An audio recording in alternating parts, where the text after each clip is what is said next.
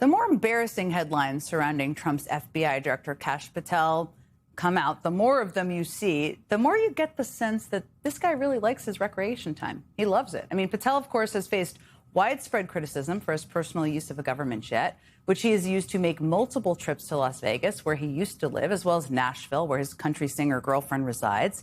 He's also used an FBI jet to travel to see his girlfriend sing the national anthem at a wrestling event held at Penn State University. So there's that.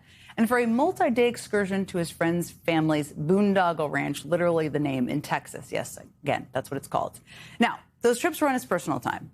But Patel has reportedly also managed to fit some of his beloved recreational activities into his workday. Back in January, the New York Times spoke to 45 current and former FBI employees for a profile of the department. One senior executive told the paper Patel, quote, doesn't like meetings in office settings. According to this senior official, during a secret conference in Britain of the Critical Intelligence Alliance, known as the Five Eyes, last May, Patel's staff said that he was, quote, unhappy because he wants premier soccer games. He wants to go jet skiing. He'd like a helicopter tour. Now, the FBI did not respond to the Times questions about that trip, but it all seems to fit with a string of escapades Patel has managed to embark on during some of his official trips. I mean, who can forget Patel chugging beers with the U.S. men's Olympic hockey team during a trip to Italy earlier this year, which the FBI and Patel insisted was for professional purposes. Okay. Today, we learned that the FBI director went on a VIP snorkel last summer around the solemn Pearl Harbor Memorial and Military Cemetery, the USS Arizona. Patel was visiting Hawaii last summer during a trip that the FBI took pains to note was definitely not a vacation. And the AP noted in its reporting that snorkeling around the memorial is off limits with few exceptions. And that while other FBI directors have visited Pearl Harbor on official business, as many people have, none, going back to at least 1993, and I'm betting before, have gone snorkeling at the memorial. Former FBI Director James Comey is back with me. His new book, Red Verdict, is out now. Okay, Patel has a mountain of potentially disqualifying scandals, and each time a new one comes out, part of the defense is to throw around numbers that are supposed to show what a great job he's doing. Well, this week we learned from reporting from MS Now, actually, that he has been padding the stats in a variety of ways to make himself look better, including inflating the count of fugitives captured off the FBI's 10 most wanted list by apparently adding people they are about to arrest. Now, this seems unprofessional, it seems immoral, but walk us through the danger of that. The danger is it strikes at the core of the FBI's integrity, its reputation for being truthful and trustworthy. The FBI is the custodian of the country's crime stats. And if chiefs or citizens come to believe that they're monkeying around with the stats, they've lost it all. And so it's touching something that is indispensable, which is your ability to be trusted.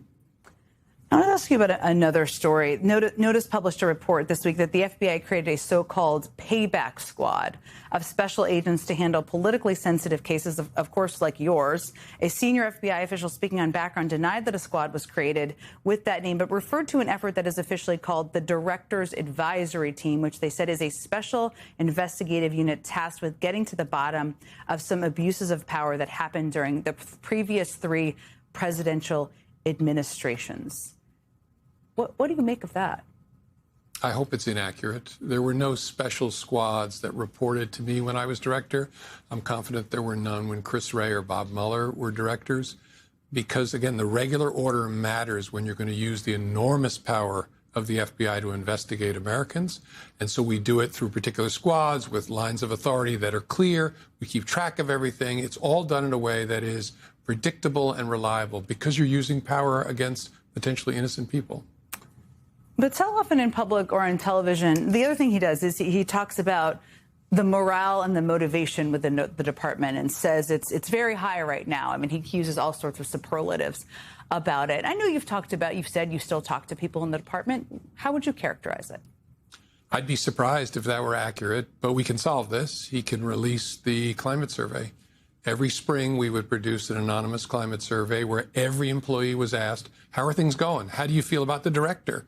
I used to read all of those so I would get direct feedback. So it's available. It's knowable to understand what the FBI's feelings are.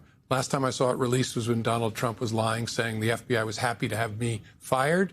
Someone got a FOIA release of the climate surveys. Turned out that was a lie. So we could check this same thing. Easily checkable, easily he can put that out. There's lots of things people are waiting for from him.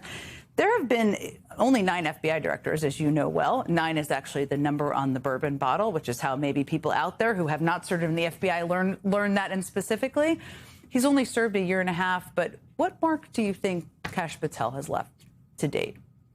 Well, the FBI is suffering.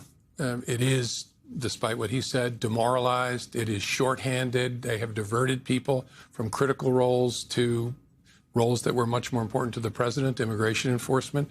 If they're screwing around with the crime stats, that's a stain that will take a long time to get past.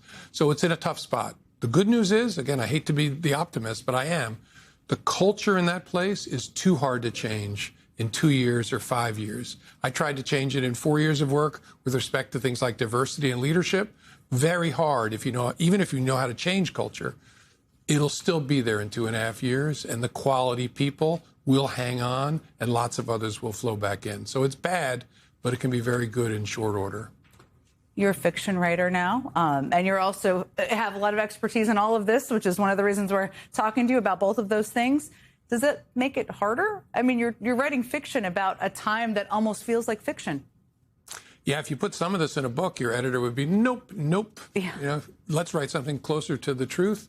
For me, it's a bit of an escape because I get to write about institutions that I love, show people what they're really like, and tune out a little bit of the world while I write. But then the good news is I get to talk about the book and lots of other things once a year. Director Comey, thanks for being here with me. Great to be with you.